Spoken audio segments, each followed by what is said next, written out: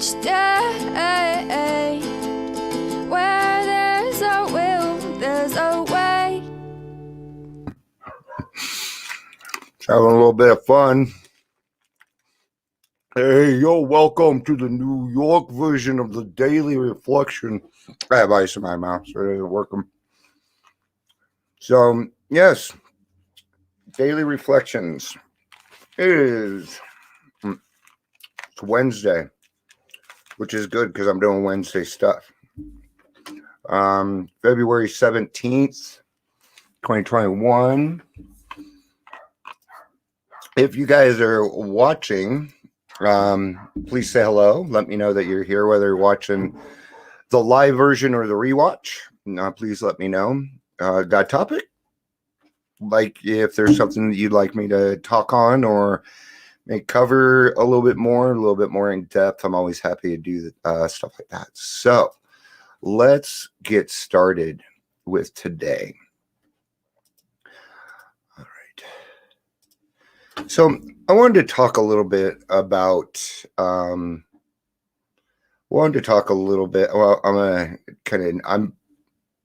I'm waiting for time because I know there were some people that were waiting for this. So kind of waiting for them to hop on here. I'm not going to give it too long. All right. So let's go ahead and get started. Let's go ahead and me get started. I'm the only one here.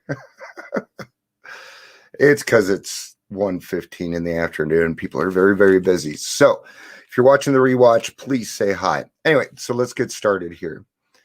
Before we get on with the daily reflection, I want to talk about a little bit about reinventing the wheel. Okay. Stop trying to invent the wheel again, guys. Everything that I know or that I've learned is from other people. Okay. And we don't need to reinvent the wheel. You just need to find your place and stick with it. Okay. Yes, recovery can look different for people, but the actions and what we do is still the same. And it works. We know that it works. So stop trying to do that because the effect that you're having on the community is hard. It's not doing any good. Taking on too much more than you can handle. Okay? You got to watch that too, right? On how much you handle. I'm talking a lot to my recovery coaches here. How can you tell? And this kind of goes with what we're talking about, the love in their eyes. And that's what you're going to want to start looking for. See, the eyes are the gateway to the soul. Okay. Look at my eyes. Okay? Nice, clear, sparkly. I didn't do the little trick of poking my eyes beforehand to make them shine or anything. This is how I look all the time. Okay. So when we're out there and we're trying to reinvent this, then we're trying to push things. And I don't know if you've ever noticed when you're in life and you try and push life against it, it becomes much harder. Okay. It will make things more difficult for you. And that's not what we're going for, right? It is not what we're going for. So, all right, let's get to the daily reflection. The love in their eyes. Some of us won't believe in God. Others can't. And still others who do believe that God exists have no faith whatever. He will perform this miracle. Page 25. The 12 by 12. All right. The moment they read step 2, most AA newcomers are confronted with a dilemma. Sometimes a serious one. How often have we heard them cry out, "Look what you have done to us. You have convinced us that we are alcoholic and that our lives are unmanageable. Having reduced us to a state of absolute helplessness, you now declare that none but a higher power can remove our obsession. Some of us won't believe in God. Others can't. And still others who believe that God exists have no faith whatever. He will perform this miracle. Yes, you got us over a barrel, all right, But where do we go from here? And let's first look at the case of the one who says he doesn't believe, the belligerent one. He is in a state of mind which can be described only as savage. His whole philosophy of life, in which he is so glorified, is threatened. It's bad enough, he thinks, to admit alcoholism down for keeps, but now, still smarting from that admission, he is faced with something really impossible. How does he cherish the thought that man, risen so majestically from a single cell of primordial ooze, is the spearhead of evolution and therefore the only God that his universe knows? Must he renounce all of this to save himself? Good news. At this juncture, his AA sponsor usually laughs. This, the newcomer thinks, is just about the last straw. This is the beginning of the end, and so it is. The beginning of the end of his old life and the beginning of his emergence into the new one. His sponsor probably says, take it easy. The hoop you have to jump through is a lot wider than you think. At least I have found it so. So did a friend of mine who was a once-time vice president of the American Atheist Society, but he got through with room to spare. Guys, that hoop is so big. Okay? Yes, even our huge egotistical heads can fit through it. They can. Well, says the newcomer, I know you're telling me the truth. I doubt a fact AA is full of people who once believed. But just how in these circumstances does a fellow take it easy? That's what I want to know. Especially right now. Things are freaking crazy. How do you take it easy? You know, it's tough right now. We're already dealing with other stuff, and then we have life on life's terms. So we're being doubled down on here lately, guys. And if you stayed sober and you're helping other people through that, good on you. Good on you. That agrees the sponsor is a very good question. Indeed, I think I can tell you exactly how to relax. And you won't have to work very hard at it either. Listen, if you will, to these three statements. First, Alcoholics Anonymous does not demand that you believe anything. Nope. All of its 12 steps are suggestions. Second, to get and stay sober, you won't have to swallow step 2 right now. Looking back, I find I took it piecemeal myself. Okay? Before I get on to the third here, this is how I used to describe bringing on big clients when I was when I did sales. I'd have these salespeople call me, oh, I'm bringing on this big client. I'm like, okay, what we have is an elephant. Okay? And there's only one way to eat an elephant, a bite at a time. Okay? Step 2 is the same thing. Just a little bit at a time. You're going to be working on your relationship with your higher power through all the steps. So you do not need, all you need right now is willingness. Right? That's all you need right now. Third, all you really need is a truly open mind, or you can be open-minded. Just resign yourself from the debating society and quit bothering yourself with deep questions such as whether it's the hen or the egg that came first. Again, I say all you need is an open mind. Again, do not reinvent the wheel. Yes, we are very intelligent people. We are, okay? But we get into the program, we get sober, and it doesn't matter if it's AA, NA, Cover Simply, and it doesn't matter, okay? You're going to hit a point where you're going to want to scream from the rooftops and save everyone, and you're not going to be able to. It can be kind of frustrating, okay? We call it the pink cloud.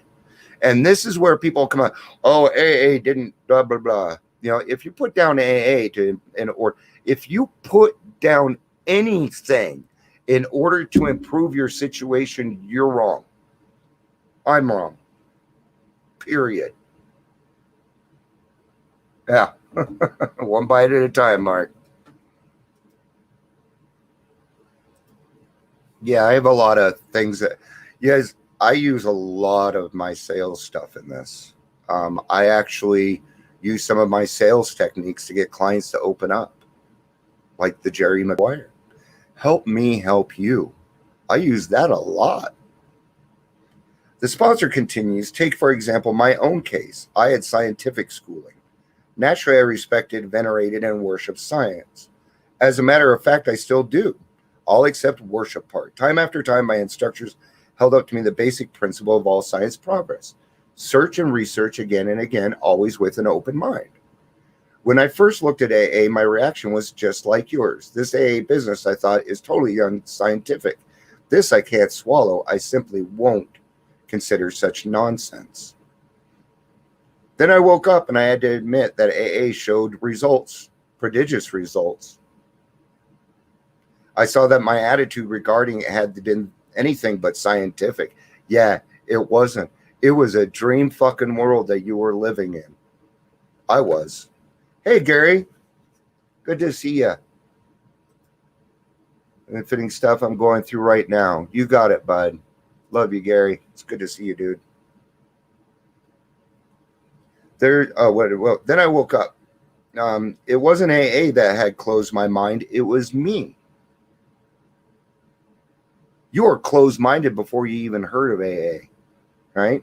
The minute I stopped arguing and quit the debating committee, right, and gradually begin, the minute I stopped arguing, I could begin to see and feel right. There is so much relief in stopping the fight. It clears your mind, okay? That's the way that we are able to start doing things that we couldn't before, like make critical decisions, is because we take the time to go through our lives and figure out who we are. Okay? And you have to give yourself that time. I don't give a fuck how old you are. Okay? I was 45 when I started this back up again. Okay? Well, I've been doing this longer than most of you've been alive. Right? I know I don't look it and act it, but I am. Right there, step 2, gently and gradually began to infiltrate my life. Now, again, guys, this isn't just AA. This could be any program that you're going through when you start to feel the effects of something good happening in your life. See, when your intentions are good, when your intentions are, hey, I'm trying to get better, then your mind will go towards that. Step 2, gently and gradually began to infiltrate my life. I can't say upon what occasion or upon what day I came to believe in a power greater than myself, but I certainly have that belief now. To acquire it, I only had to stop fighting and practice the rest of AA's program as enthusiastically as I could. Yes, so you do the 12 steps with a good attitude. Right? How many times have I said 90% of what you do is your attitude? 90%. I'm telling you. How you treat other people and how you treat yourself is what people will see. So you can talk and talk and talk, but unless you're following your own advice, sooner or later people are just going to say, yeah, you're kind of talking out of the side of your head. You know? What I try and do is I try and be the person that somebody says, I want what they have. And I try and be that person. Okay? And I haven't made a fucking dime in months. So does it have to do with money? Not even close. It was the changes I saw in new people who came to the fellowship that helped me lose my fear. Like that. And change my negative attitude to a positive one. I could see the love in their eyes, and I was impressed by how much their one day at a time sobriety meant to them. Quality, not quantity. I have met some people that have had the program for a year, and you can see the light in their eyes, and I've met people with 30 years, and they're dead inside. Okay? That's the difference. You can do the 12 steps and stay sober. You can and live a good life. But there is more to life than the 12 steps. In fact, it says at the end of page 1 on 164, go out and give it away. They had looked squarely at step 2 and came to believe that a power greater than themselves was restoring them to sanity. They gave me faith in the fellowship and hope that it could work for me too. Okay? That's what we do. That's why stories are so important. That's why telling your story is important, so that people don't have to feel that loneliness anymore, right? Because we all tend to think that we're terminally unique, or we're this and we're that, and we are not. You know, it's like I stopped calling myself an asshole a few years ago, and guess what? I'm not an asshole anymore. I don't follow through on that intention anymore. I'm actually a fairly nice guy, and I try and do the right thing. And if I didn't do the right thing, then I go back and fix it. But I guarantee 95% of the time of what I do, I'm doing the right thing because I've set myself up to be that way.